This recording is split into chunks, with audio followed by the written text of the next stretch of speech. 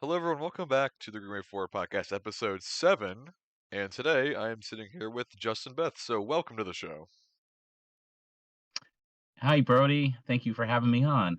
Absolutely. Um, Love your work. You're having great guests on, having a lot of candidates. That's great. And looking forward to this conversation we're having today. I am as well. I am as well. So, I'm kind of curious on your entire story on how you got to where you are now. It's the first thing I always open with is how you got to where you are now in your politics. Yeah. So I I've definitely seen that in your other interview. So I was like prepared for that question. And yeah, You know, it's interesting. We all kind of come from different places, but we're ending up here in the same place, which is kind of cool if you think about it. Um, I'll I'll go back a couple of different places in my life, right? I'm close to 50. I'm turning 50 this year in May. Yikes. Um, and I graduated from school in 1992, 18, right? But I didn't care at all about politics. And I was just, I went to school up at Orono, University of Maine Orono, for physics, and um, 2000 came around, right? And really crazy election cycle, right? We had George Bush, we had um, uh, Al Gore, we had Ralph Nader, and I actually, I remember I was at University of Maine Orono, and Jello Biafra was actually do you know Jello Biafra Mm-mm. by any chance? Oh, so Dead Kennedys, rock band, punk rock band, from the 80s and 90s. You might give them a listen sometime. Their content was great, very politically charged. Um, but Jello Biafra was their front man, was also running for the Green Party nomination, and he actually showed up at University of Maine Orono, and he was encouraging us to vote, and I was like, I'm just not into it. Mm-hmm. Not into politics at all. I mean, I'm at that point, I'm like 28. I hadn't voted in like a big election. Unlike, we see people getting involved at younger and younger ages, right? And but I just was not there. And so I watched the 2000 election occurred, and I was like, I, I kind of was bummed about Bush getting, winning the election. Um, but I was, still, a political novice at that point in time. And I didn't really know what was going on. I wasn't following it at all. So 9/11 happened, and, we started getting involved in these wars in Iraq, right? Um, and Afghanistan. And it was like, why? Why are we doing this? Why aren't we taking a look at the conditions we cause in the world that create hostility against us? Um, and it was just so I started paying more attention, and I was, following more like the Democrats. Like I was looking at John Edwards, who seemed very progressive, Dennis Kucinich, right, in the early 2000s, and I was somewhat aware of the Green Party, but not really that aware, and didn't really see the political implications of the Green Party at that point in time. So going on, um, 2008, I was there with I did some canvassing for Obama, right? And it's interesting. I mentioned there earlier, we all come from different places, but we're here ending up here in the same place. I hear this kind of story. It's like, well, I did this for Obama. Some people have been with the Greens for a long time, um, but others are, um, like have come along, have evolved, right? So I did a little bit of canvassing. I didn't really know what I was doing back in 2008 for Obama. Didn't do anything in 2012 for him. But what really got me excited about something different, and like something we could achieve in politics was like Bernie Sanders really inspired me, right? And I remember um, I was at a bar here. I live in Portland, Maine. I was at a bar, and some people that were, involved with the Sanders campaign in Maine, they were at a table talking, and um, like I was expressing my support, and they were like, "Well, you should consider being a delegate." And I was like, "That sounds cool to me." I think I could, you know, talk to why the Democrats should nominate Bernie. All right, and I'll try to fast forward here a little bit, because I'm taking maybe too much time on this. But so I did end up becoming a delegate for Bernie Sanders. I went to the convention in Philadelphia. I was a national level delegate, and in that process, super delegates, and in the other things that happen, like in Florida, where there was definitely some issues maybe with the way the votes were counted in Broward County, right? It was clear to me that the Democratic Party was not a Democratic Party, right? I When I say Democratic Party, I'm always putting quotes around that, and I immediately went from Bernie Sanders. I was at the convention still, and I actually saw Jill Stein there. She snuck in, which was great to see her there and get introduced to her that way. And went on to help out Jill's campaign, joined the Green Party here in Maine. And since then, I've been with the Green Party. I've served at the local level, state level, national level with the Greens, various capacities. We can maybe talk about some of that coming up here. But um, so there's lots to do. Currently, right now, I'm working on a project at the national level with the Greens, um, the Green Congressional Campaign Committee, um, which I was just elected to. There's like 5 or 6 of us right now on that committee, and I'm hoping we can talk more about that committee and the work that we're going to be embarking on. Um, yeah. So yeah, there's lots to do. I think it's important that those of us that can should be involved in some ways. Um, and I think we're all trying to do that. Um, so that's what got me here. And really, I mean, ultimately, seeing Jill at the convention, going all in for her campaign in 2016, um, learning about the Green Party, the 4 pillars of the Green Party: grassroots democracy, social justice, ecological wisdom, and nonviolence. Those all speak to me. And um, you know, there's a party out there for me. I just didn't know it, Hmm. right? And so I think education, educating people about the Green Party is important. Having these kinds of conversations. Yeah, and I appreciate you telling that entire story. And I feel like most people who are in the situation that we're at now, we were, former Democrat supporters, and because like where else would you be coming from, really? You're not going to point your Republicans over to the Green Party at all. But interestingly enough, Jason Call Well, did grow up in that Reagan Republican household, and he is now with us. So I yeah, I think we can pull people from all sides of the political spectrum. I really do. And I know that, yeah, uh, you've shared. I've seen in previous interviews, you shared that you were with Biden, right? I mean, at one point in time. even I so mean, as early as 8 months ago, yes. yeah, and that just indicates, right, how abysmal he's been as POTUS.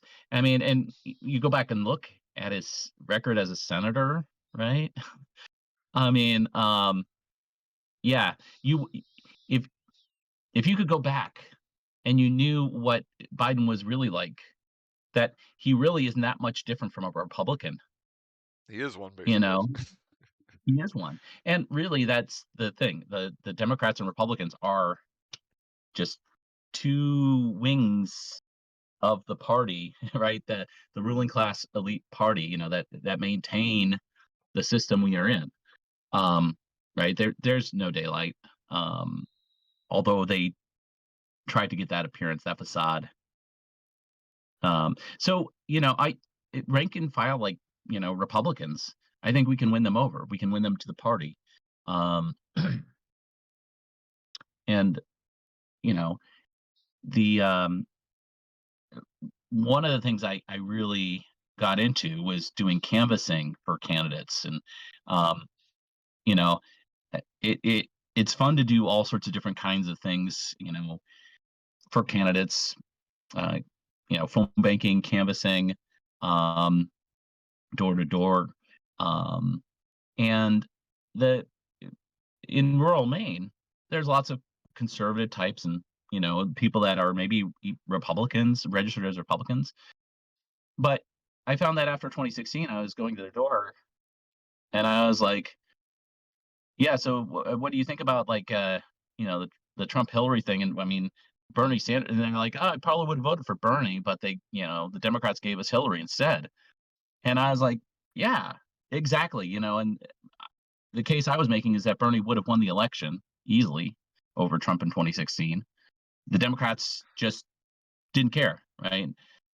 And I don't think they really do care about losing. In fact, it's good for their fundraising, right? When they're up against the Republicans, and oh, we need to raise more money so we could beat them next time, so we could do absolutely nothing for you, But we'll say we'll do something for you, right? Like codifying grow, um, but not a thing, right? But these people, like, that are just regular people like you and I, working class people, right? Um, and they can also resonate with Medicare for all, right? They might need some talking to about socialism and things like that, but I believe in trying to radicalize everyone. So yeah, I mean, even trying to bring over people like from the Republican side. And one interesting thing that the more Republicans probably share with Greens these days is our anti-war stance. There's a lot of anti-war Republicans out there. Libertarian Party too. Let's not leave out another minor party that is tends to be anti-war. Um, yeah, I think that it's worth having conversations with everybody, trying to get them to see where we're at and try to bring them over. Because it takes all kinds of people to build a mass movement, right? A mass organization, which is what we're trying to build and do, and change things. Yeah, absolutely. And I'm really curious on where you are at in 2020 now that we're coming up in 2024, big election year. I don't know if I've really asked this before, but to anyone, but what were you doing in 2020 as regards to things like this? In 2020, okay. So 2020, I was involved at the national level with the Greens. I've been a national level delegate for Maine, representing Maine. There's 5 of us now, um, that are so. I don't know if you've talked about this much, and maybe I know you're going to have Margaret Elizabeth up here, and you can talk a little bit with her about the structure of the Green Party. Right? We have the national committee, which is 150 or so delegates from around the country. Right? Each state has some amount of representation there that has an active Green Party. Right? Not all states do. Um, and that's the decision making body of the Green Party of the United States. And have you already covered this in other interviews? I don't want to repeat stuff I have not. necessarily. Okay, so we have the national committee, and then we have a 9-person steering committee. It's 7 steering committee members plus a treasurer and the secretary. Makes up the steering committee. Um, so they're kind of administrators of like what we vote on, proposals, for to do various things. and the national committee is that body that helps, you know, decide on the way the party wants to go. So it really is, it is grassroots democracy. I mean, you do have like representatives that are, appointed to the national committee. So in 2020, I was on the national committee. I'd been on their national committee since like 2018, and in 2019, at the end of 2018, 2019, I was actually voted in as a steering committee member. So one of the seven people, right, plus the secretary and treasurer to serve as the steering committee. And so I was doing a lot of stuff with the um, presidential campaign support committee. Uh, we use a lot of acronyms, so PCSC, um, and involved in doing press releases for the Green Party. Um, I was also involved in Maine with the electoral committee, um, and um, so I was, really focused on campaigning at all levels, in Maine, but also nationally, looking at the presidential campaign. Um, and serving as a co-chair, I had to remain somewhat unbiased, right, or very unbiased, really, with the presidential nomination process, right? You don't really want, your Debbie Wasserman Schultz, saying, "Oh, this is going to be our nominee." And a lot of people are saying that about Jill, right? But you know, realistically, she is the front runner, right? So a lot of people are making assumptions that she'll be the Green Party nominee, but we do have a nomination process that we adhere to, and it will require her to win the nomination. So back in 2020, I'm with the PCSC, the steering committee, and um, one of the things with the PCSC is, working on finding candidates to run for office. Now, we had some people that were interested in running. Howie Hawkins was um, ended up becoming our nominee for the presidential race. Um, we had Dario Hunter, um, Dennis Lambert, um, um, Sednam Moya Moya Vasifa Curry. I'm sorry, it's been a long time since I thought of some of these people, and but yeah, some really great candidates, um, and you know, again, one of the roles of the PCSC, the Presidential Campaign Support Committee, was to also potentially find other candidates, and I wasn't like personally I was not supporting Howie, and again, trying to remain unbiased. But I didn't see him as a good fit for us personally. Again, um, and at that point in time, too, we'd also heard rumors that Jesse Ventura was interested in the nomination. Right? I'll run as your presidential candidate if you guys want to nominate me. Um, so I was involved with doing some outreach to Jesse Ventura and spoke with him, tried to set him up with somebody to help him seek the nomination. Um, and there was actually like a bit of an outside effort to get Jesse the nomination for the Green Party. And I mean, it was there were so many problems with it, to be honest, because Jesse wanted to do it his way. He didn't want to go through a true nomination process, participating with debates or other candidates, um, and Cornell did this too, by the way, recently. We'll talk maybe more about that, but so Jesse Ventura wanted to do it his way, and there were a lot of people in the Green Party saying, "Oh, he doesn't share our politics." I would disagree. I mean, if people watched his show, The World According to Jesse, which was on RT, Russia Today, um, RT America. Um, I think people would see a different side of Jesse, that he's not the way he was as a governor. He's matured in his politics, become more of a leftist. In fact, I mean, he's really um, he's gone very far, um, you know, to the left, and I don't know. I think he's even like gone past the Green Party and uh, maybe even supporting some of the things that the Democrats would do, which is kind of shocking because for the longest time he swore up both the Republicans and the Democrats. So, anyways, in 2020, I was, trying to encourage Jesse to run. I was really like, this, it's not gonna, we're not gonna have a good showing if Howie's our nominee. Um, Also in Maine, I was really more focused. At that point in time, I was able to get a candidate to run for Senate against Susan Collins. So Lisa Savage, who's a longtime anti-war voice here in Maine, um, protesting at Bath Iron Works often, and a retired school teacher. Um, amazing woman.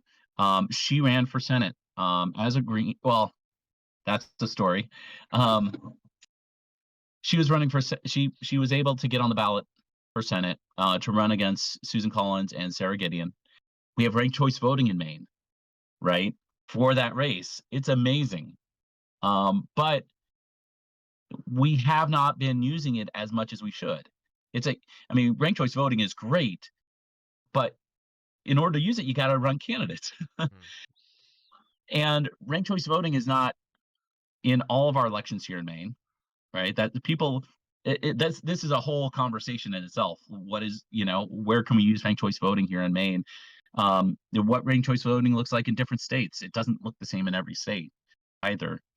Um, so that was another thing I was doing in Maine at around 2020 was Lisa Savage in that Senate race, which was huge. It was important. I think Lisa ended up getting around 4.4%, right? But she was polling around 10%. She was in the debates. Um, and again, we had ranked choice voting. So in those races where we have ranked choice voting, there is no reason to not run a candidate, and every reason to run a candidate to give people a voice in their elections, really. And that's what, we need more candidates because people don't have anybody to vote for. It's like that's in line with their values. And that's what we're trying to do. So that's a long way of saying involved in some presidential stuff, involved with some Senate race here in Maine, and local elections as well. You know, yeah, that kind of stuff. So I'm curious, what were your actions in 2020? Did you abstain from voting for the general? Because you had mentioned you didn't really agree with Howie on a lot of things, and I've found Howie's things to be fairly agreeable. I mean, I would vote for him in a heartbeat, but I don't also know a ton about him. I try to watch his podcast, Eco Socialist podcast, whenever I can, and he just sounds like a general old green candidate, which hey, that's good enough for me.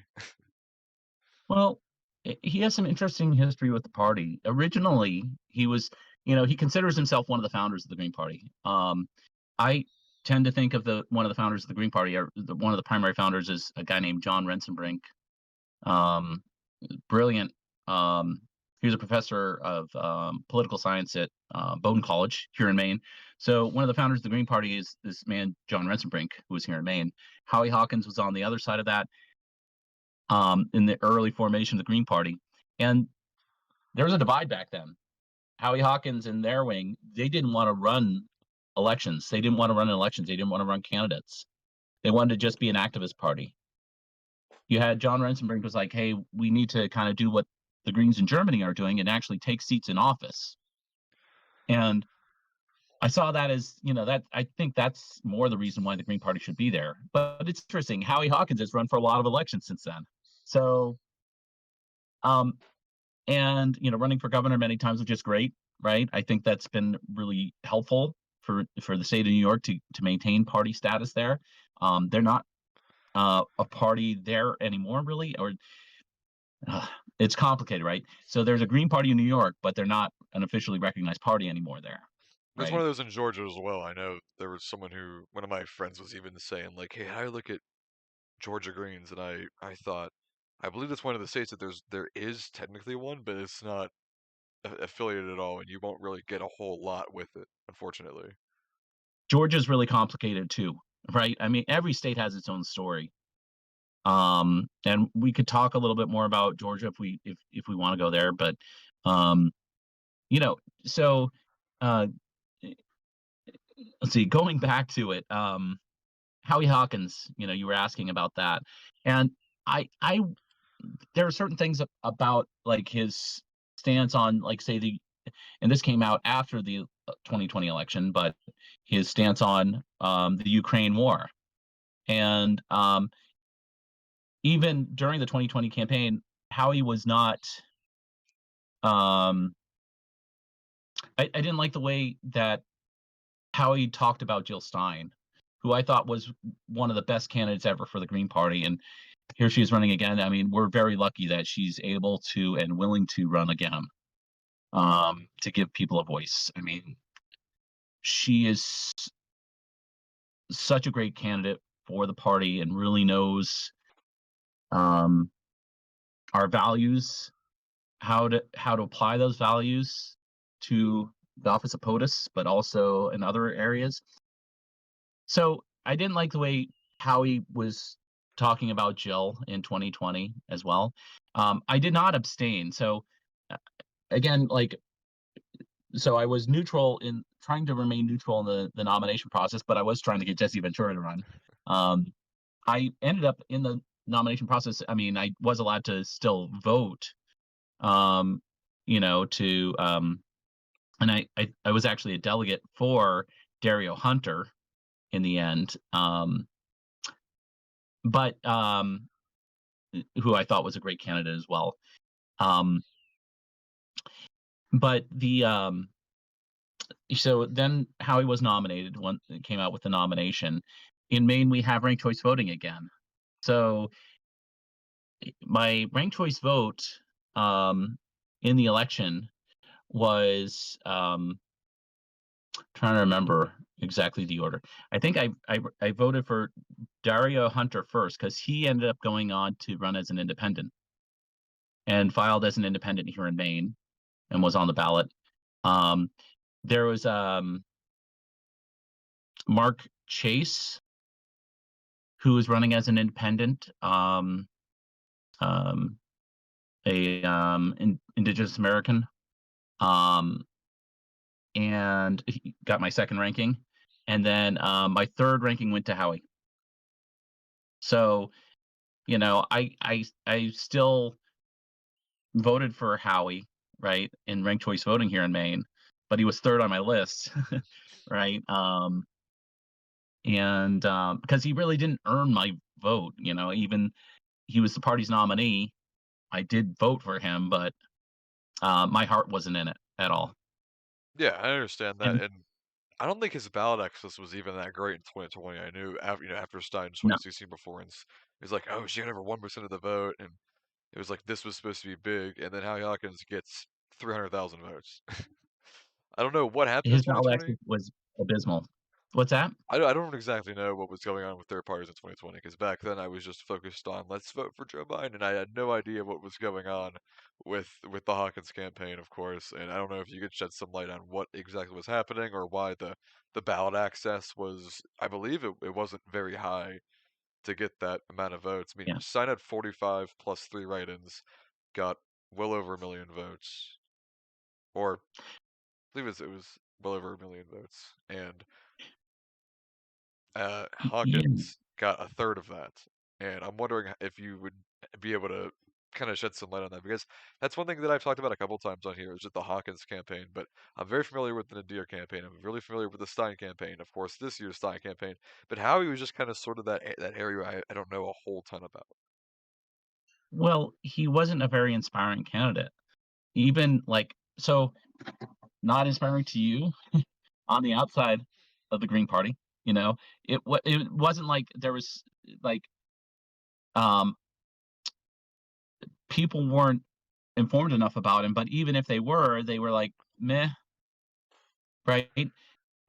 Not inspiring, right? Not able to generate enthusiasm even within the party. So, you know, it's there's a couple things here, right? First of all, you know, again, there were some people that were very devoted to Howie and the party. And then you had a lot of people that were like, he's probably the best we can do, not super excited. So the ballot access effort was not um, as robust as it had been in 2016 with Jill. Um, and I want to give a shout out to a gentleman I've come to know here. Um, a guy named Richard Lass. He's he worked on Jill's campaign, was able to get on the ballot in, well, technically it was 45 states on the ballot. 3 states qualified as a write-in candidate, which allowed, you know, Jill to win up to 97% of the electoral college votes. That's almost double what you need to win to become president. So first of all, you know, I love talking about this, you know, and people are like, oh, there's no chance for Jill to win. That's why you should just vote for Marianne Williamson in the primaries in the Democratic Party. And I'm like, you're absolutely crazy to think, first of all, that Marianne can win their nomination, just like Bernie, right? Bernie was far more popular than Marianne. And we saw how rigged the primary was. And so Jill was able to win up to 97% of the electoral college votes to win the election. Bernie was on the ballot in 0 states, a goose egg, and could win 0 electoral college votes. Yet people said that Bernie was still the more viable path. And that makes absolutely no sense, just on a strictly a math basis. Yeah. You know, simple math. You know, 0% of 538 electoral college votes is 0 votes. 97% of 538 is 522. I've done the math, you know, because I sometimes bring up she could have won 522 electoral college votes. You only need 270. So, um, anyways, so Rick Lass was very good at this of getting ballot access. In 2016, he led Jill's campaign on that. In this election cycle, you remember we had Cornel West that originally announced People's Party was talking with Chris Hedges, Jill, Kshama, others, and hey, go over to the Green Party. That's a better fit for you. Not not even like the platform is better in the Green Party than it is with the People's Party. Mhm. You know, more aligned with Cornell. But also we had the ballot access. And Rick Lass, because Jill was involved with bringing Cornell to the Green Party run, brought Rick Glass on board, and he was going at it for Cornell for ballot access. Um, and it's kind of crazy how badly Cornell shot himself in the foot with this. But Rick Glass, you know, was going at it, and they were trying to raise money and really investing that money in the ballot access effort. Cornell didn't understand this, you know, and I mean, with Cornell, 50 getting on the ballot in all 50 states was a huge possibility for him with the Greens, Mhm. you know. And we're hoping to do that with Jill Stein now. And Rick Glass has transitioned from Cornell's campaign. He's not with them anymore. He's still with Jill, right? And the Green Party, because Rick Glass really knows this stuff, and he, you know, understands that the better path is through the Green Party with the ballot access. And um, so yeah, so I mean, Howie didn't have the ballot access infrastructure as you know, we have some, you know, ballot lines with just being with the Green Party, but then other states you have to, you know, do other things to qualify, and in some states you're on the ballot as an independent. It's a very complicated, you know, set of requirements. On top of that, you have the Democratic Party that is, you know, preventing candidates from being on the ballot in Pennsylvania, right? They blocked. I don't know if I can't remember if they sued to get Howie off the ballot They did, there. yes. They So sued PA Democrats sued Howie Hawkins off the ballot in 2020, and I yeah, don't know, and he didn't appear on the ballot. I don't know if you could still write him in or not, but he was kicked off the ballot in 2020 for bogus reason. There wasn't a reason. It's just because yeah, they were scared. Same reason why they're canceling primaries in those other places. They want Biden to get that nomination. It's become so clear that they're not this Democratic Party that they claim to be, and it's just so obvious if you take a look at what they've done, even the past 5 years, everything they've done, how they created RussiaGate with Jill Stein, and the whole yeah, Stein is Russian asset conspiracy. That's my least favorite thing to hear about online. I love talking about it, but it's the least favorite thing to hear. This Jill Stein is a Russian agent conspiracy theory amongst the yeah, DNC, and it boils my blood to no end that it's like they still believe that Stein completely ruined the thing. And I was looking yesterday. I was trying to find any articles that may have been like opinion articles, and there are so many of them that said Jill Stein handed the election to Donald Trump. Jill Stein handed the election to Donald Trump. Gary Johnson handed the election to Donald Trump. Hey, a little bit of variety, but it the whole Russiagate conspiracy and Jill Stein being a Russian agent, and they only have one defense to that. It's the picture of her at the table with Putin. There are yeah. pictures of every single president and presidential candidate. Interestingly enough, besides Biden, I looked hard and far. I cannot find a single picture with him at a table with Putin. Every other president, every other presidential candidate, major one at least, has been at a table with Putin in the past 25 years. It's just a fact that sometimes they will meet with Vladimir Putin. Get over it. And, my retort to those bots on Twitter, right? And I mean, they're just there's so many that are uh, come in on any post that Jill Stein puts out. You'll see that they must communicate a Jill Stein post, and then they say go flood it, and they might be people that are paid to put out posts, or they might be bots and trolls. But yeah, I always bring up the Uranium One deal that, where Bill Clinton was paid $500,000 to give a speech in Moscow. And, they're like, somebody will be like, well, how much are they paying you, Jill, to do this, to run again and give us Trump again? And it's like, you must be talking about Bill Clinton because he's the one that got $500,000 from a speech in Moscow. And they had the Uranium One deal that the Clinton Foundation was getting money from, right, and benefiting from. So it's like it's you know it, they're they're saying they're accusing Jill of what they're actually doing, you know. And this is a kind of common tactic. It's like, blame your opponent for what you're doing, but try to convince people that it's gaslighting, essentially, Absolutely. what they're doing with Jill. And so yeah, it's very tired.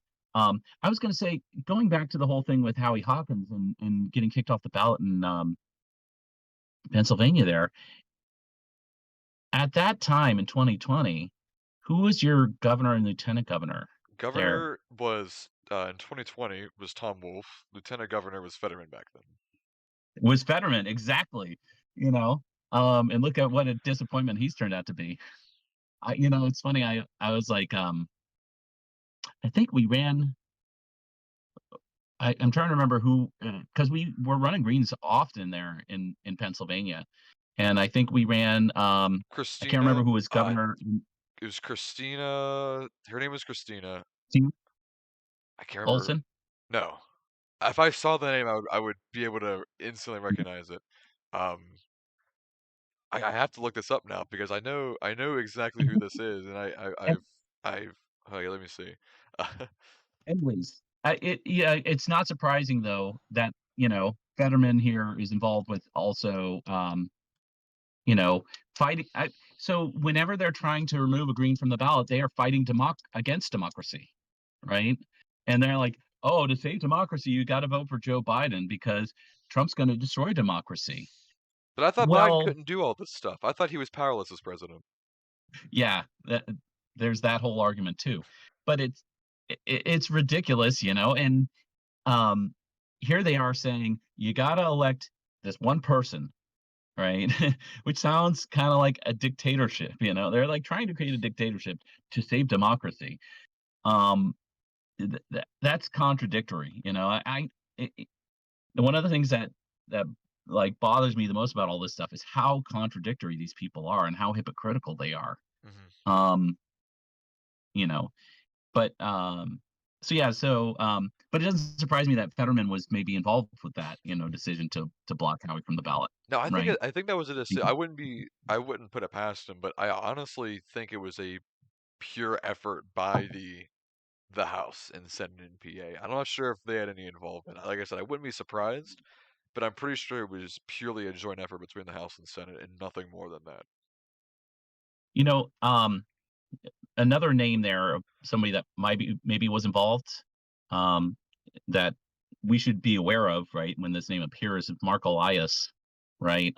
Yes. Lawyer for the Democratic Yes, Party. he was the one who I know he worked as this like faux campaign person to kind of rope people into the Green Party and then eventually said, "Oh, don't vote for them."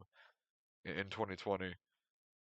In 2022, Yes, that 2022. was that you're thinking about the Matthew Hoh campaign for Yes, Senate. yes, And that's yeah, exactly I mean, yes, yes. so he was a lawyer for the Clinton campaign, I think, and it's but yeah, they get this guy out there when it comes to like ballot access issues to try to remove Greens from ballots. And yeah, all the underhanded tactics that they used in North Carolina. But that's the thing. We can beat them. We did it in North Carolina, right, with Matthew Hoh. And maybe we can talk about that a little bit because I think it is important. We beat Mark Elias and the Democratic Party in North Carolina, right? They had 3 out of 5 votes or maybe 2 out of 5 votes on the Board of Elections that just want to throw out all the signatures that Matthew Hoh collected. We had a really great attorney. I want to give another shout out. So I mentioned Richard Last there for ballot access. Um, and by the way, ballot access. Let me give you another name, and maybe jot this down. Um, and this would be another a great person to have on your program. A gentleman named Richard Winger, who does ballot access news. I mean, he's very old school though, so maybe he's not going to be on Discord. um, but Richard Winger knows his stuff on ballot access. He's the person to talk to about ballot access. But okay, Matthew Hoh. We had Mark Elias trying to come in and just discredit all the signatures that Matthew Hoh got. And again, saying, hey, people posing as Green Party members to say, hey, do you want to remove your signature? You know, really underhanded stuff. Um, but we had an attorney who's done a lot of work for not just the Green Party candidates, but also the Libertarian Party and other minor parties, independent candidates. Um, oh, no, I'm blanking on his name. Um, he This attorney, he works with um, the Center for Competitive Democracy out of DC. Oh, I'm blanking on his name. Um, it's something Oliver. Um, oh, it's killing me. Oh, can we edit this part out and come back with the name? Um, so he, it's killing me that I can't remember his name. He's the one that really fought against the Board of Elections in North Carolina. And Oliver Hall. Oliver Hall. That's a name you should write down.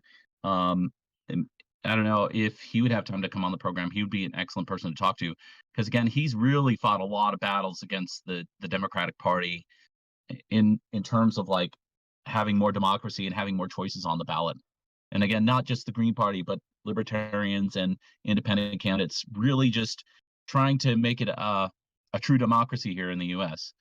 So Oliver Hall um, basically presented the arguments against the Board of Elections, and in the end, they had to accept the signatures for Matthew Ho, and in doing that, they secured ballot access in North Carolina, not for 2020, just for 2022, but 2024 and 2026.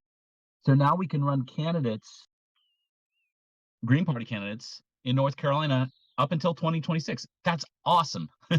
So we can fight back and we can win, right? But it takes effort. And I mean, Oliver Hall is an amazing attorney. I'm Oliver. I'm sorry, I blanked out on your name. Um, and he's a true hero with getting ballot access in North Carolina, in my opinion, and Matt Ho, of course. Um, and locking up that ballot access is huge because um, Jill Stein's going to be on the ballot there.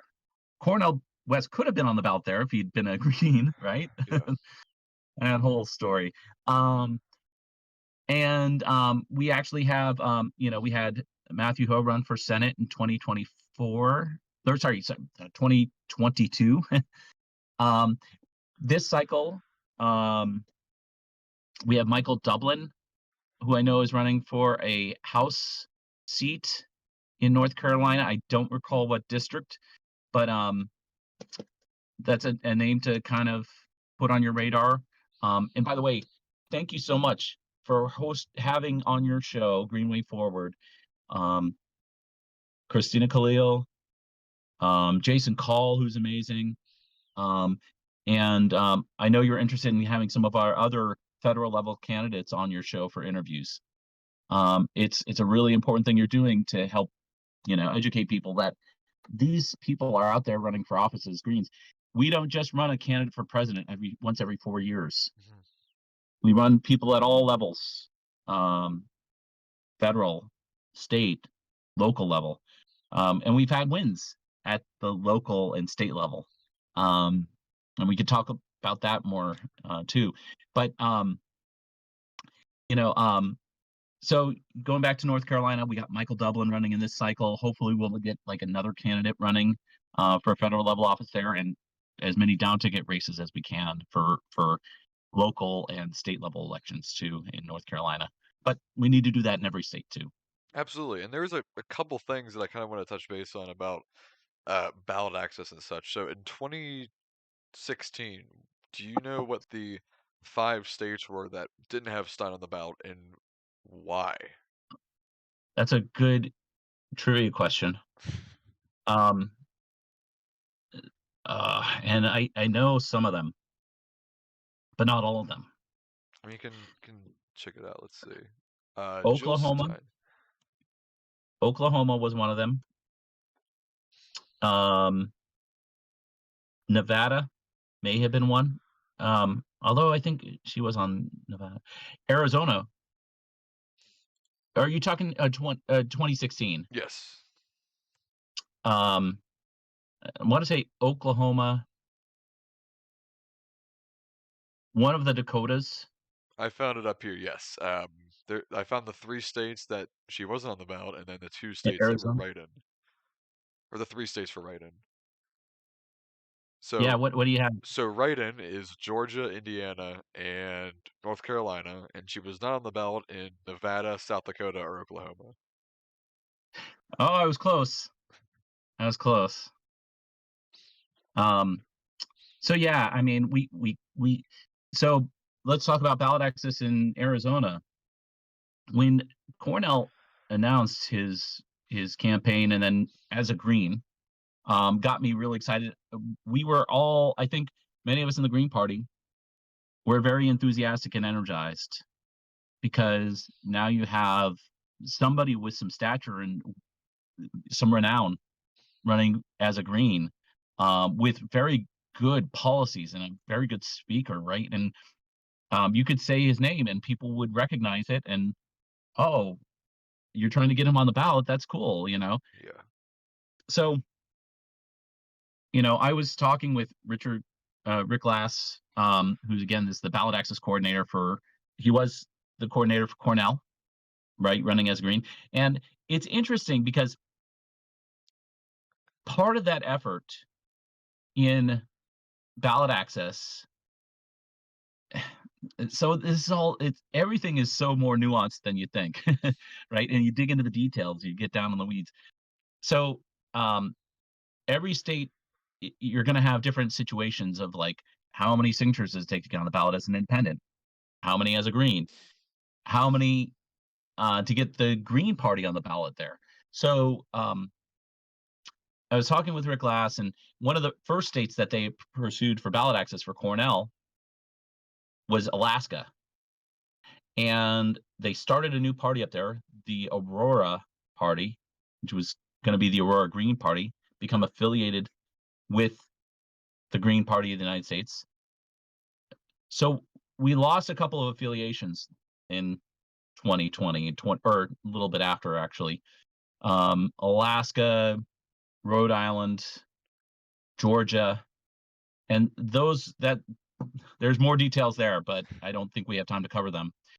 But so we started a new party in Aurora to be a new Green Party essentially there, and they would nominate, Cornell when the time came, and become again. We could have other Green Party candidates there.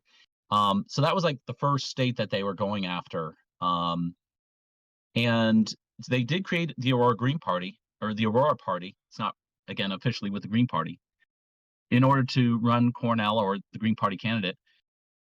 And of course, then Cornell jumped ship from the Green Party. And interestingly, the Aurora Party still did, they've already nominated now Cornell. So Cornell does have ballot access in like one state, the Aurora Party, maybe another state now, maybe Utah. I think it was Utah. Yeah, Um, so Alaska and Utah, that's like maybe four, five electoral college votes. yeah. And that's the thing that really um, sucks about it all is that I was so enthusiastic about the West campaign. I'm like, he yeah. just can stick with him. He is a phenomenal speaker. What he does, I've listened to a bunch of his speeches. He is, especially his most recent ones, he is phenomenal at speaking. And I was so hyped up about this guy. I'm like, this is exactly the candidate. I mean, I always, as much as I liked him, I was always more pro Stein.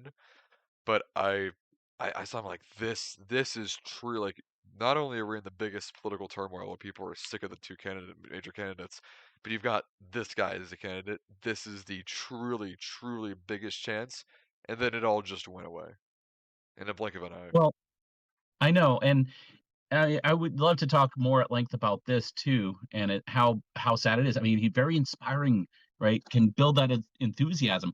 I flew out on my own dime to Arizona to help with getting signatures to get the Green Party of Arizona on the ballot. So Cornell West could be the candidate there. This is back when Cornell was still part of the campaign, like still running for the Green Party nomination.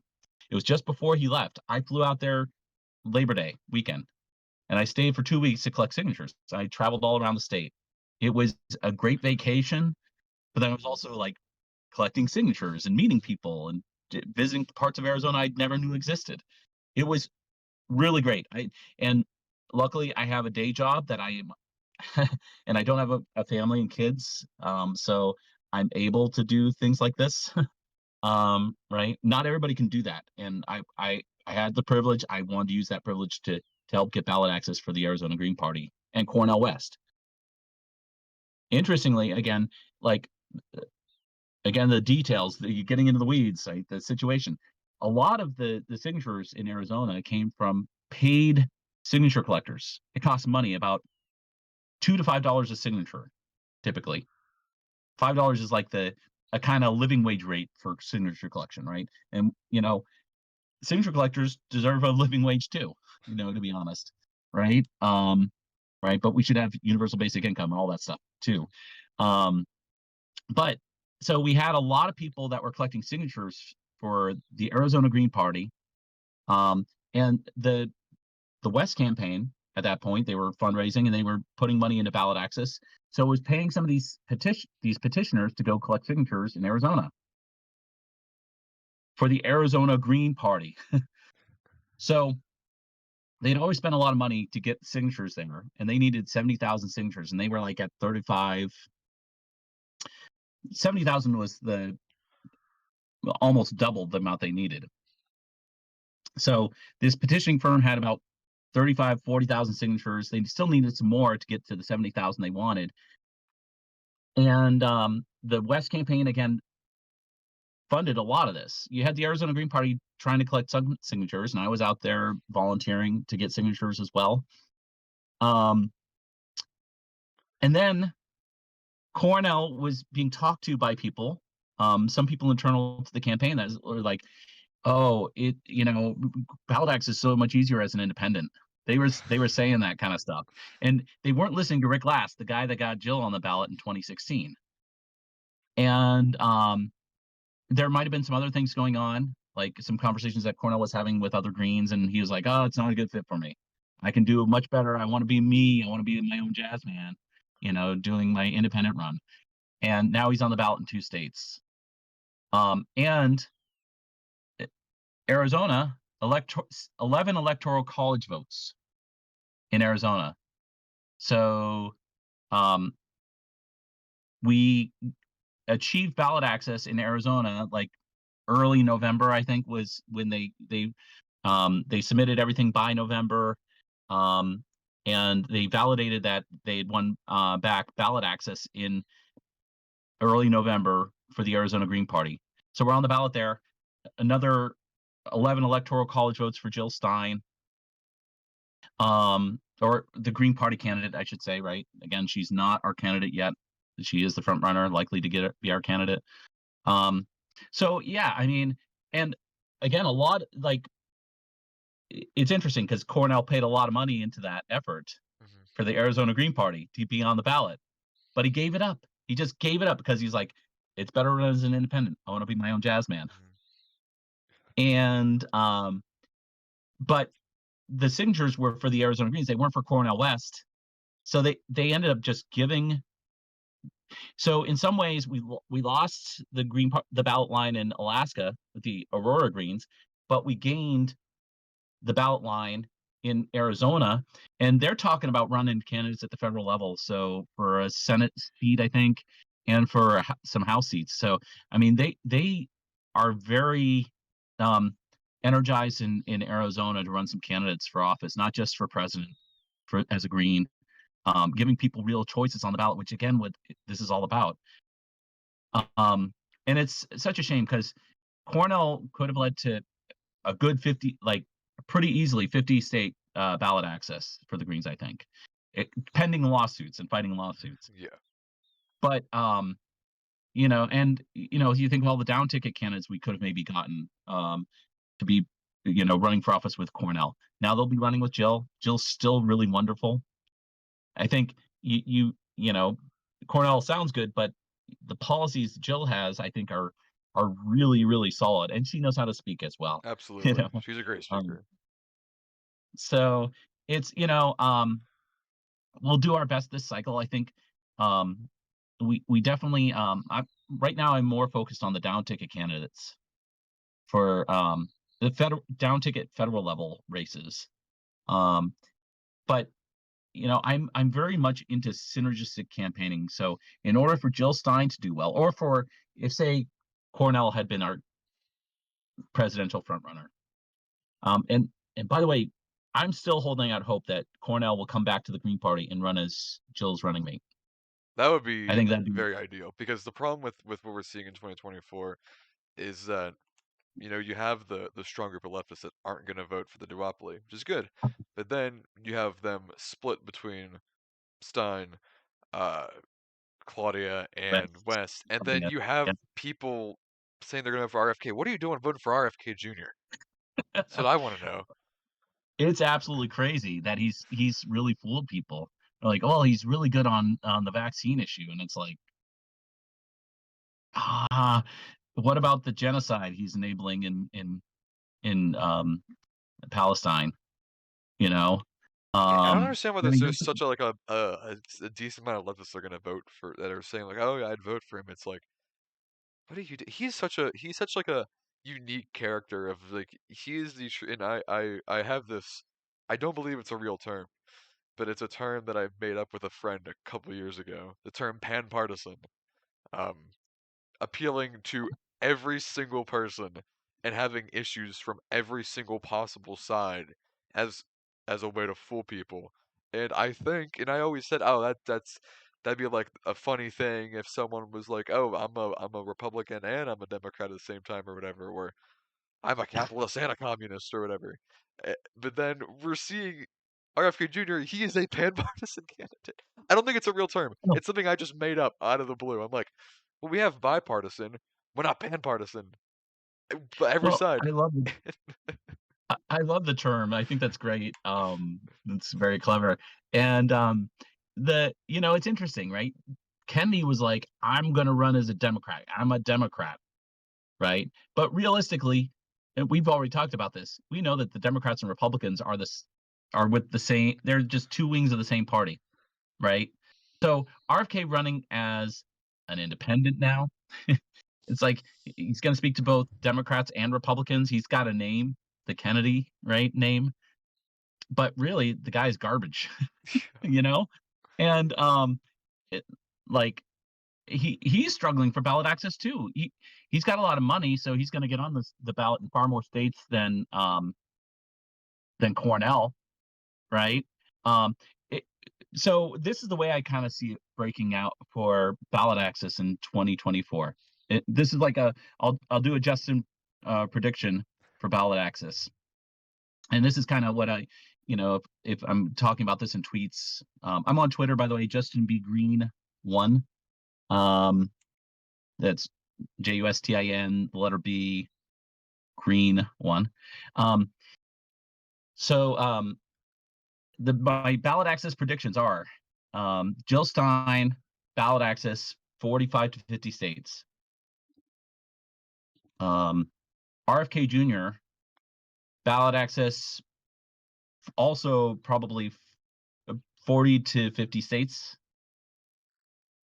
So he'll be on the ballot in enough states to win the electoral college, Absolutely, he will. right? But but he's going to be the same as Biden and Trump. If we just go by front runners, let's just go by front runners. Biden and Trump, right?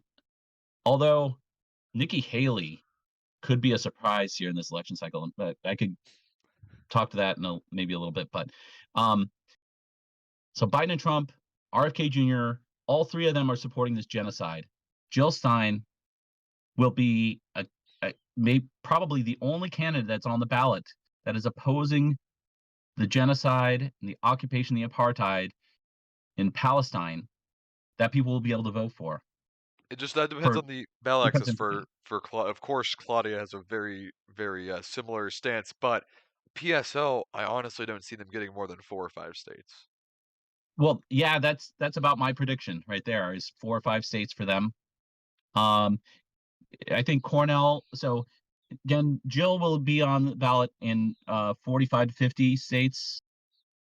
RFK Jr. 40 to 50 states, maybe even less, because like some of the time requirements and everything. Yeah, We'll see how well RFK Jr. does getting on the ballot.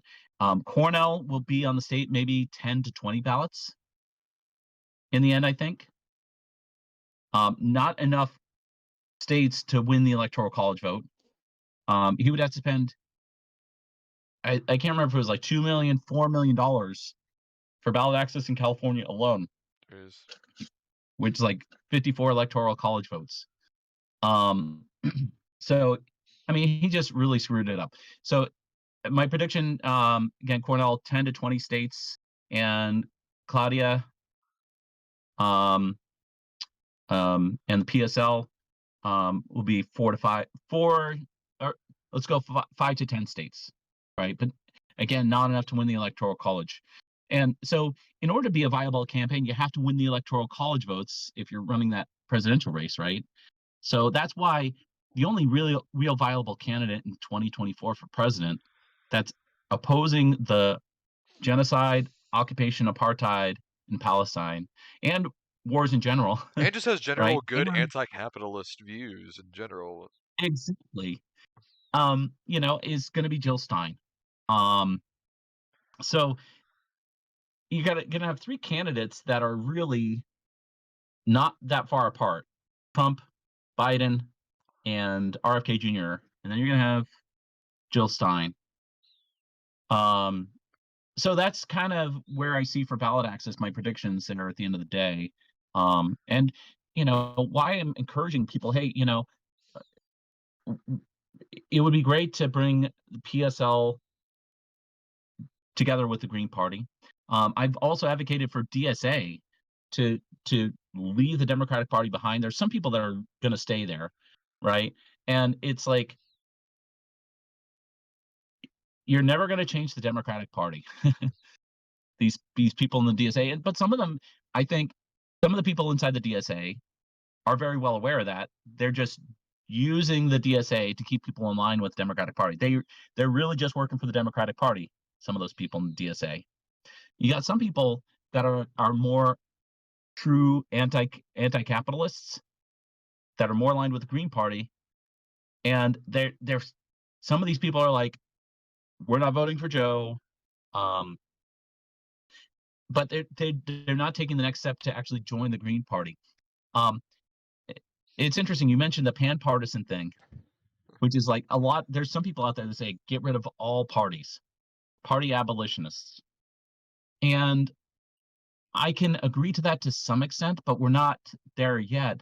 And I mean, just look at this whole thing with ballot access. Jill Stein's already on the ballot in about 20 states. She already can win about 45 to 50% of the electoral college votes. So I think she's like 37 electoral college votes away from being able to win the 270 needed to win. So she's almost already, and this is in January, a viable candidate to become president, right? She could win the election if she won every single state that she's on the ballot in, which is that's not ideal, right? You want to be on as many states, all 50 states as possible, if you can. Absolutely, But and I've pretty much throughout this whole time, as much as I've been excited, I've pretty much conceded that there's not a pretty much a not like a slim to zero chance that a third party candidate can actually win. I'm still gonna back her. I'm still gonna vote for her. I'm still gonna do whatever I can to just prop up. But I've always conceded that no matter what, it's gonna be razor thin to zero impossible to get something done. But it doesn't mean we shouldn't stop trying. We should absolutely I'm, progress on what we're doing right now. okay, I disagree that like a lot of people will say like, and even Green Party members are like, well, it's not about winning necessarily. It's about getting greater than 5%. I think we have not only the possibility to win. I don't think it's as slim as you think it is. Um, this is just me being the eternal optimist and hopeful person that I am. But realistically, in 2016, if Bernie had taken the Green Party nomination and Jill offered it to him Yeah, she did. and turned it down, but if he had gotten the nomination in 2016, I'm pretty certain that he would have won the election. That's a good point. I never actually thought about that. I mean, I know that she offered that position to Bernie, that green nomination, and that's not something I never thought about before. And I can definitely see how that is, and especially this year coming, it's going to be the best Green Party performance, better than the Deer for sure. And this is just going to be like this is the year to really capitalize on the third parties. You have just these two like unbelievably putrid clown candidates running, and this is the chance to capitalize on it. And a lot of people are like split between, you know, and there's some people who are also voting like Marianne. Like you have people who are split on voting like, oh, I'll vote Marianne or nothing, or I would vote Stein, West, Claudia. It's like if Well, West and Stein or Claudia and Stein join forces, preferably West and Stein because West is going to have more ballot access. That is a way to. And you've just got the West voters all the way onto the Stein voters. Now, most West voters, previous West voters that I know, who, when you change independent, are now going for Stein, like myself. But it's it's going to be very interesting to see because we have a big pool now of third party candidates. Because before it was really you only had the major four. The biggest independent candidate that I can even think of was Rocky De La Fuente, and even then yeah, I think he won 0.8% of like New Mexico, and that was about it. Like he didn't even get and yeah, 1% of and he was only on the ballot for a few states.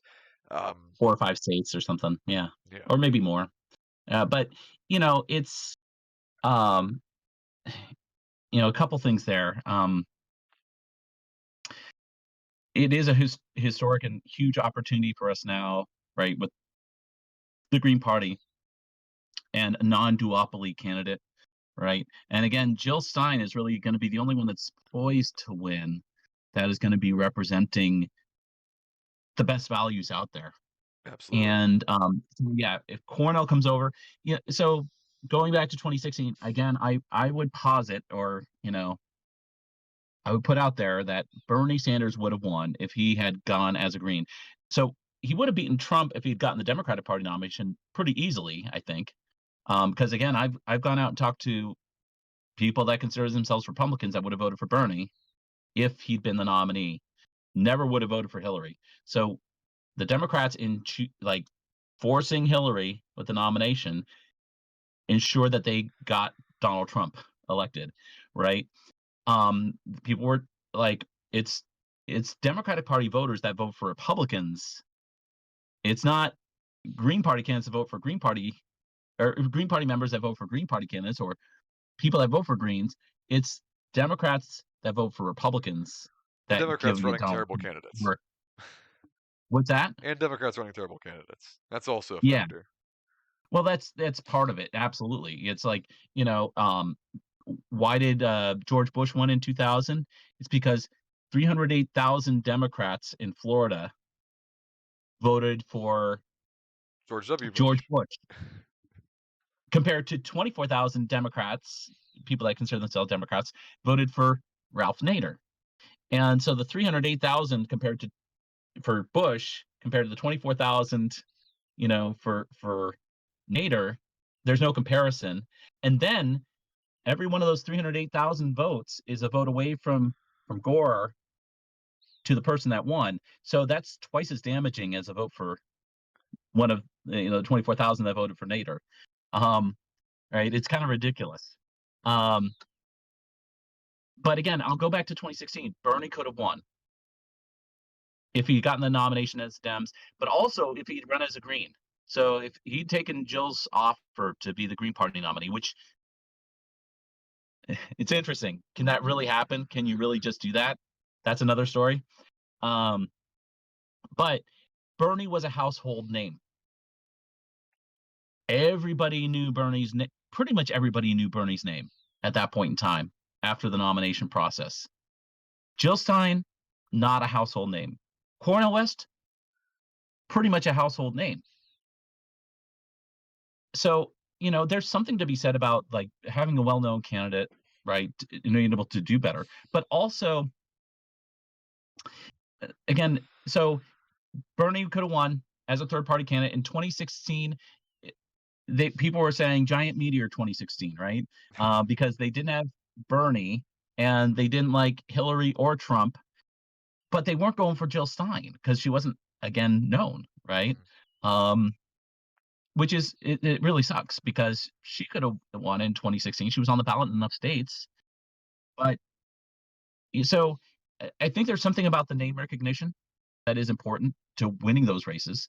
So Cornel West with Jill in 2024, we could win. I mean, as unpopular as Biden and Trump are, and if you're on the ballot in enough states to win the electoral college, and every state is a three-way race essentially, or four-way race even. Um, but the one candidate that stands out is Jill Stein as being the anti-war vote. You know, if we just use that, also, anti-capitalist, pro-worker, Medicare for all, right? All those good things. Um, so she could win enough electoral college votes to win the election, right? If she did really well, right? Actually breaking 270. Otherwise, there's other things that could happen where maybe she gets, 100, electoral college votes, and like, then Trump and Biden are split up as well, right? And how does that fit in? You know, if nobody gets greater than 270, it goes to Congress to decide who our president is. Um, and of course, Congress is bought out by like APAC, right? Other political action committees, corporations, right? So they're not going to go for Jill, right? Because they're all bought off. But um, getting the electoral college votes would even be a huge milestone, and we'd be breaking 5% at that point. But so if done correctly, I think we could win. Right? I mean, the possibilities there. Mathematically, it is possible for Jill Stein to win if she's on the ballot 45 to 50 states. Um, how the name recognition, is it a household name? But also, I'll go back to this. We touched on it briefly, and I mean, we're going on at length here about all these things. We could go on for hours. um, the synergistic campaigning. So, in order for Jill to do well, I think we need to have more candidates running for congressional races, federal level races. But then also, under that, we need state and municipal level races, as many as possible. Like it's like building a pyramid. Not that I don't know. So we have our top ticket candidate, the presidential candidate, but under that we have, I'd like to see two federal level races in every state. That's not going to happen. We're not going to be able to achieve that, but that should be our goal. If we had two federal level candidates in every single state running as Greens, Jill's going to do so much better. We've never had that before. We're not going to be able to achieve that. It's logistically kind of impossible. Um, because in some states we don't even have a Green Party candidate or Green Party. They'd have to be on the ballot as independents, right? So there's nuance there. But under that, we need to have state level candidates and municipal level candidates, and we should have more municipal level candidates than anything else, right? And then next we have fewer but more state level, and then have our federal level candidates and then our POTUS candidate. That kind of synergistic campaigning is really important. And I'd like to see that included in our strategy more. But in order to do that, we need more people with the Green Party, right? So people saying, "Oh, let's abolish all parties."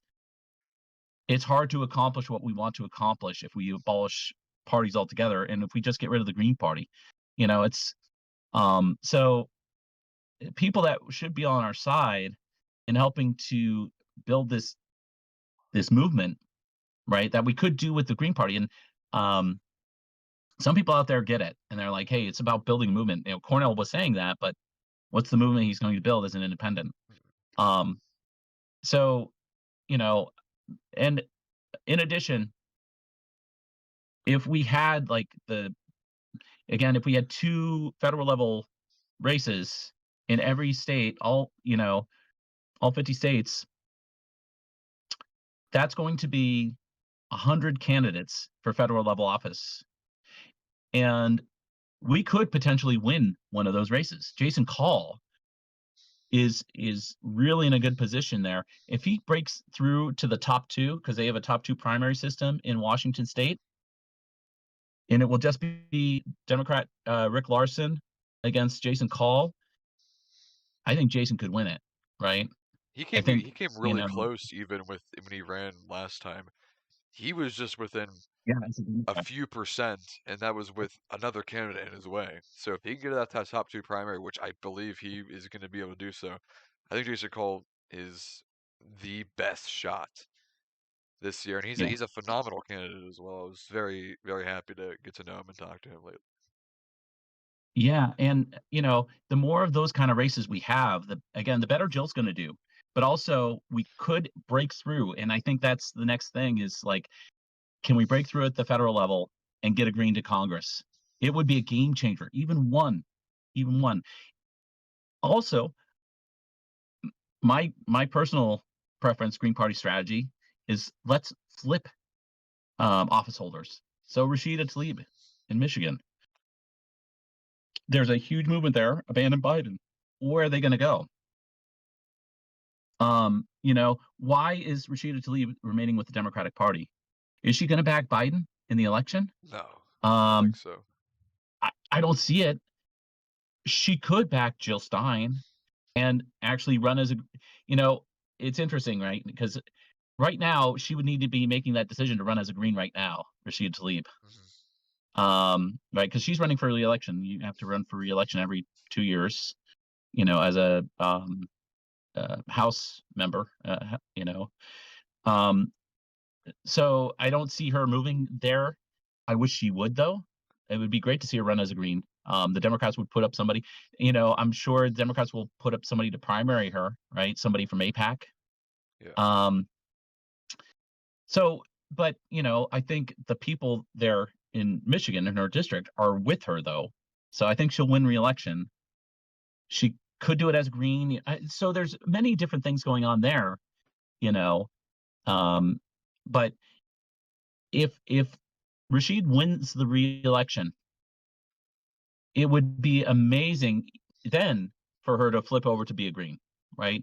I'm I'm not opposed to breaking the ceiling, the glass ceiling in Congress with Green, flipping somebody over, right? I mean, it'd be great to win a race, but hey, if Rashida Tlaib wants to flip or other squad members, right?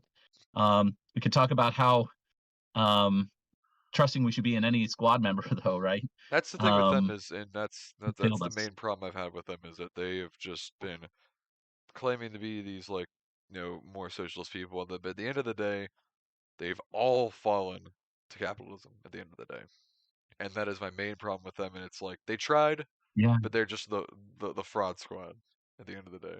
the fraud squad. Yeah, progressives. The good one. FAUX aggressives. Um, so yeah, I mean they have let us down. Rashid Tlaib, there was a tweet recently saying how she's using her voice to speak out against the Democratic Party, her own party, and I kind of like I think they've kind of silenced your voice in some ways, right? And you've gone along the line with them, in some ways. You'd be much more free to be yourself and more aligned to your own values, more true to your own values as a Green Party elected official.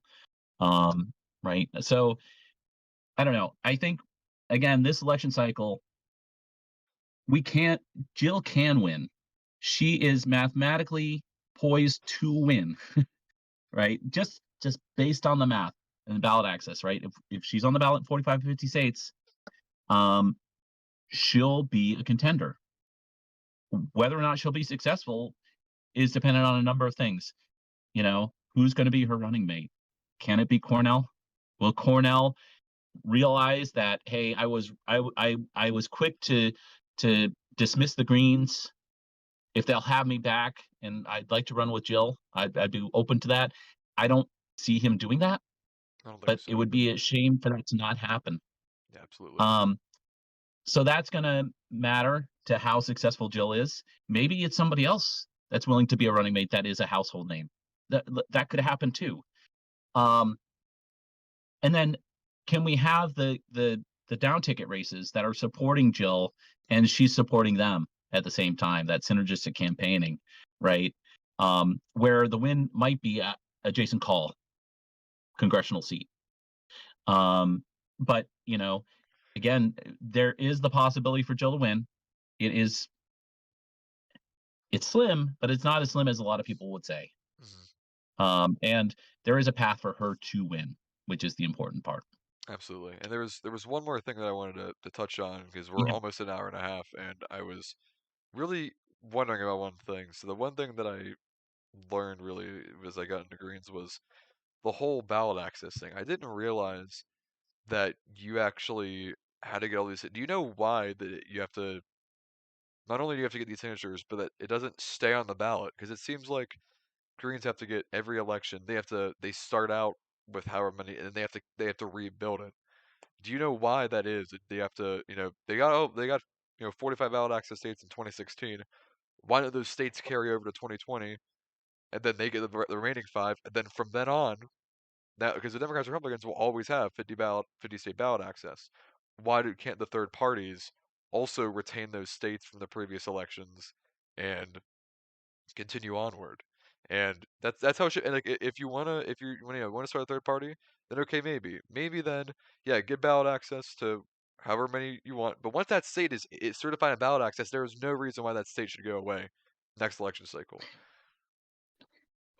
So this is a great question. It's a tough question to answer.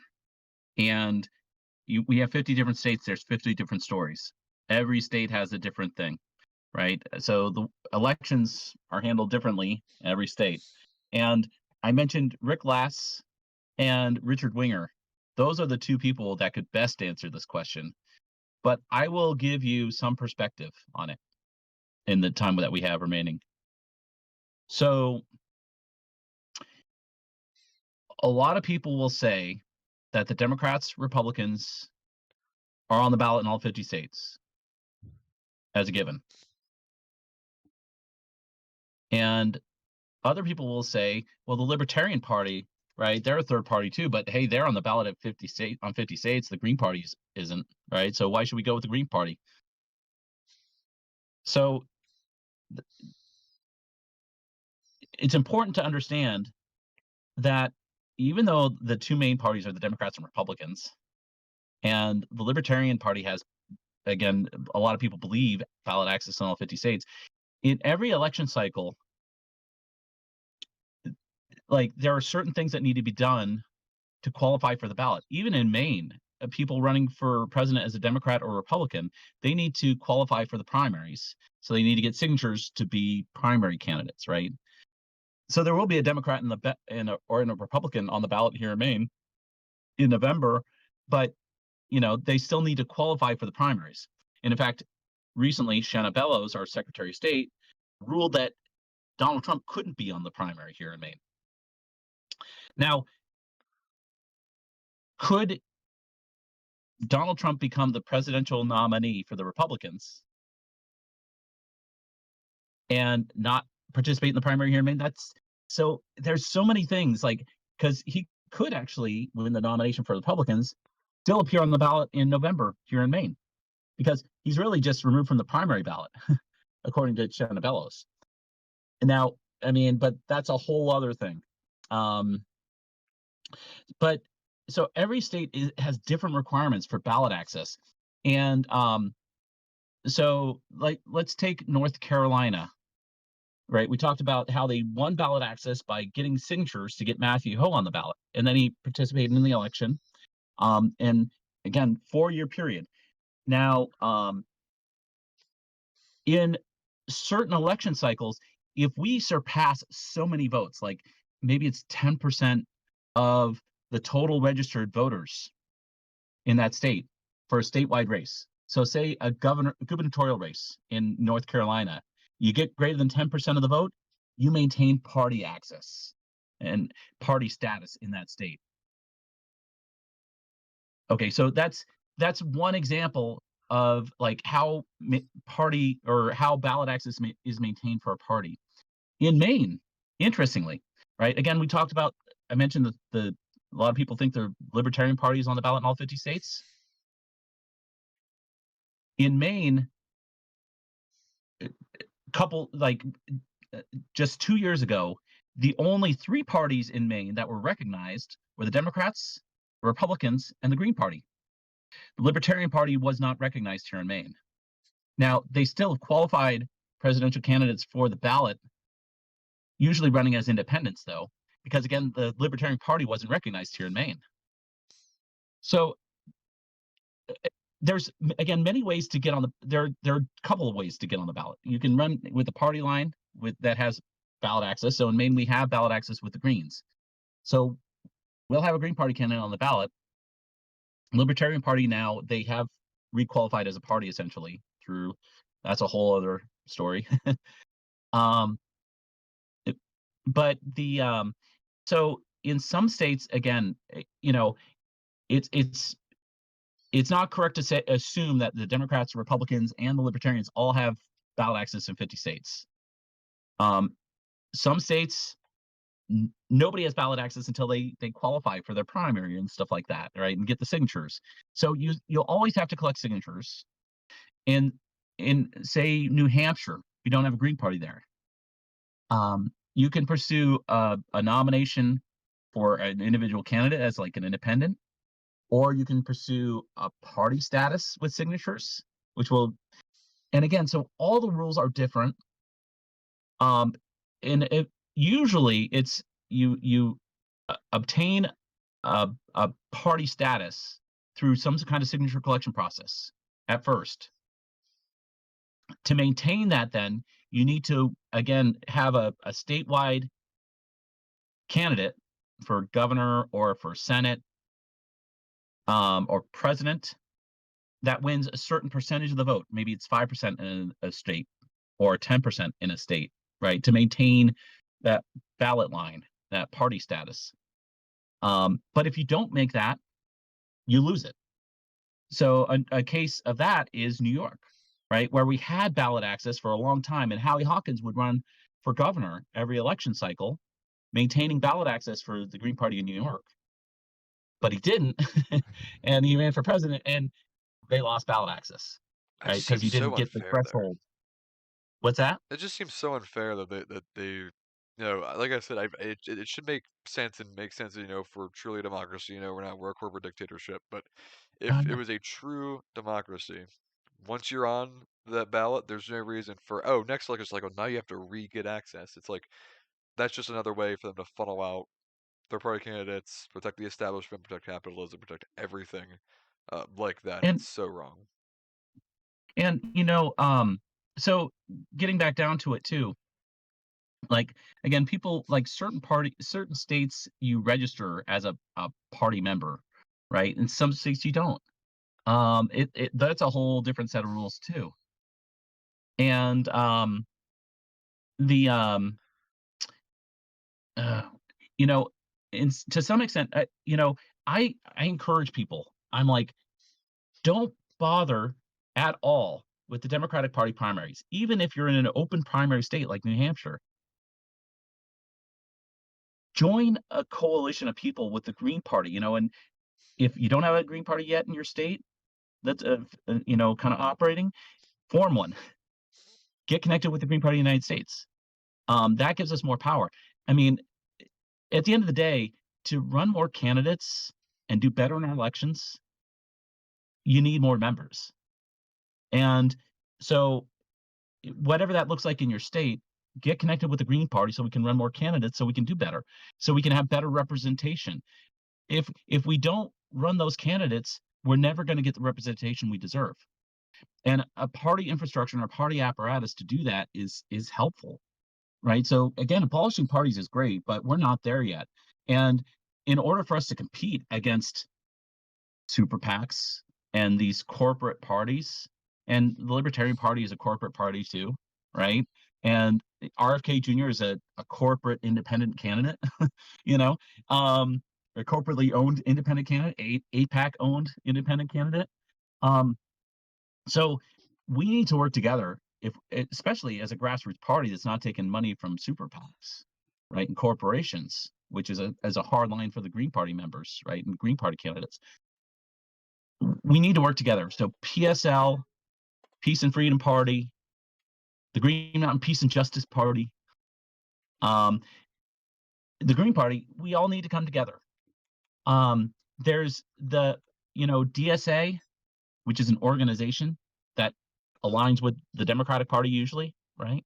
Um, I think it's the reason those one of the main reasons it's there is to keep people registered with the Democrats. Mhm. And that keeps us from building power with the Greens and running more Absolutely. candidates for office as Greens. Absolutely. So ballot access, I agree with you that we should be able to maintain it. We should also have ranked choice voting in our Absolutely. elections, and so many things. We should need to have clean elections. We need to get money out of our elections. One of the things that this whole thing with the occupation, genocide, and apartheid in Palestine is the influence of APAC. And they're not buying just politicians here in the US, they're buying politicians in the UK and Australia probably and all around the world. We need to get money out of politics. That is a huge thing. Lisa Savage, we mentioned earlier, for Senate here in Maine in 2020, could have done much better in a ranked choice voting election. She raised about $100,000 compared to the $200 million combined between Sarah Gideon and Susan Collins, Wow. right?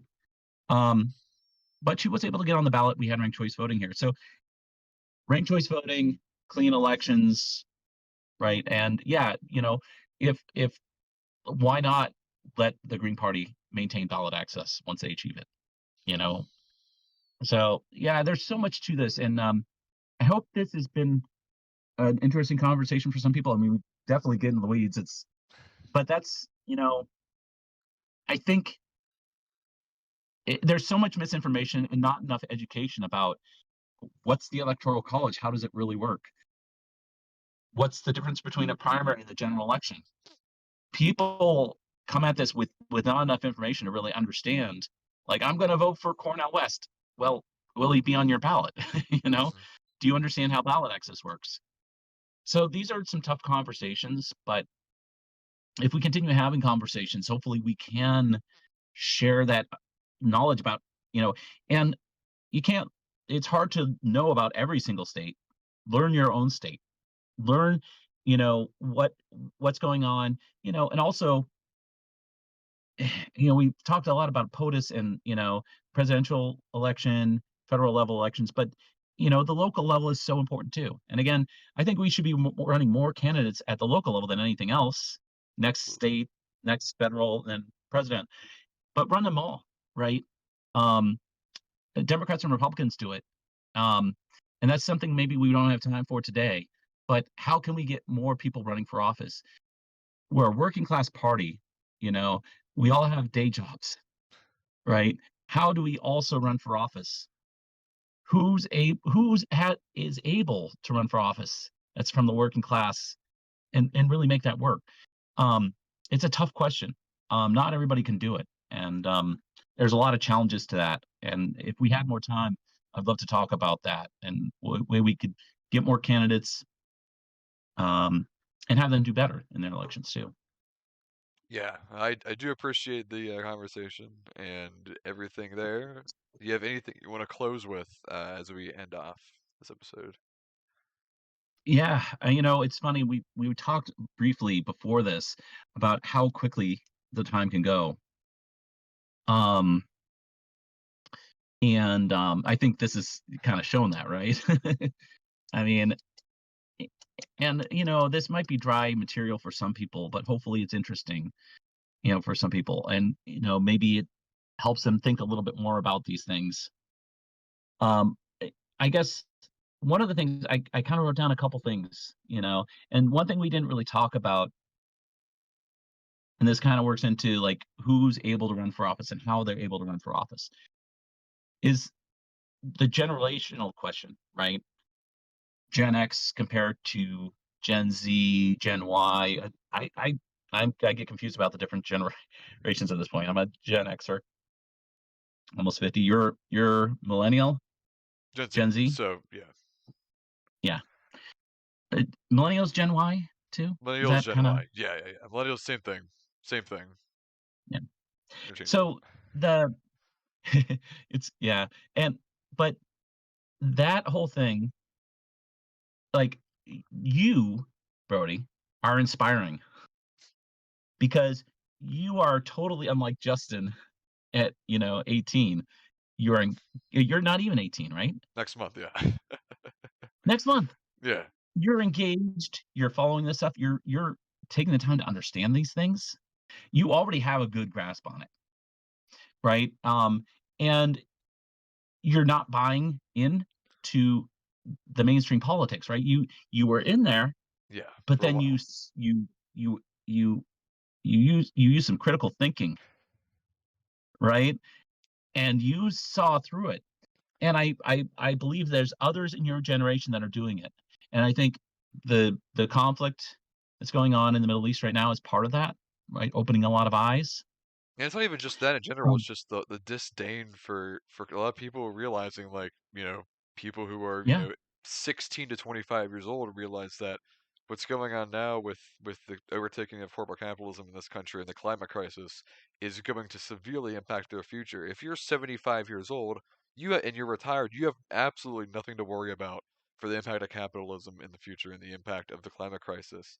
Yeah. But for someone who is, like I said, that like 16 to 25 kind of demographic, those are people that are going to be the most impacted by this corporate capitalism that is starting to take over more and more and more.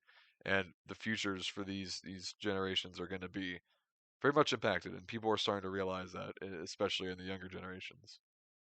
It's showing up in the polls too, right? I mean, um, some of the polls are showing that there's a huge opportunity for non-duopoly candidates, right? And approval for Biden in 18 to 35 is like under 30%, maybe. But it's high for Jill It's Stein. crazy. You get the 1835 that had a good grasp. There was a poll I think last month that released that Yeah, that 18 to 35 group for Jill Stein is quite good, surprisingly high, substantial. and it's quite So, phenomenal. as long as that group turns out, right? Because they might not. They might be like, why bother voting?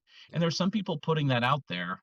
And I wish I'd been able to talk to my younger self and said, get involved, vote at least, but vote for a candidate that's actually going to represent you, right? We should withhold our vote from people that don't represent us, right? So, um, if there isn't a Green Party candidate on the ballot, don't vote for Joe Biden or Donald Trump or an establishment candidate or even an RFK Jr. because he's owned by corporations. Write in Eugene Withhold Debs your and hope vote. the There's best. power in that.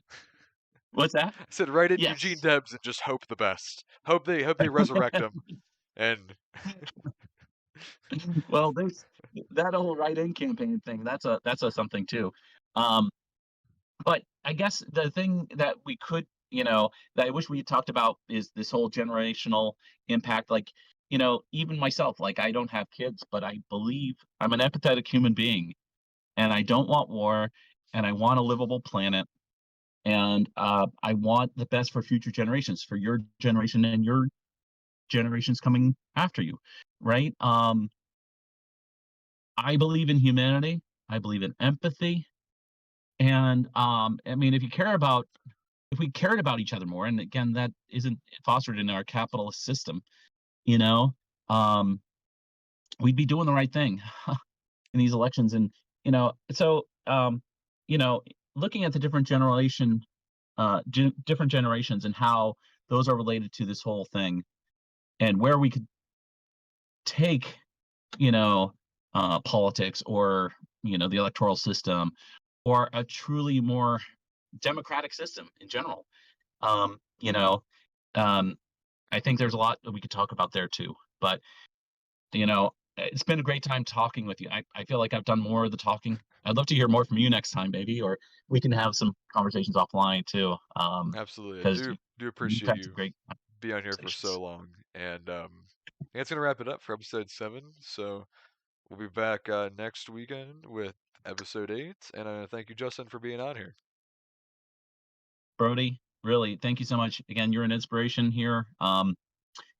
Seeing people like you getting more involved and what you're doing with Greenway Forward.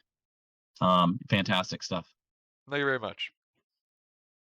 Take care.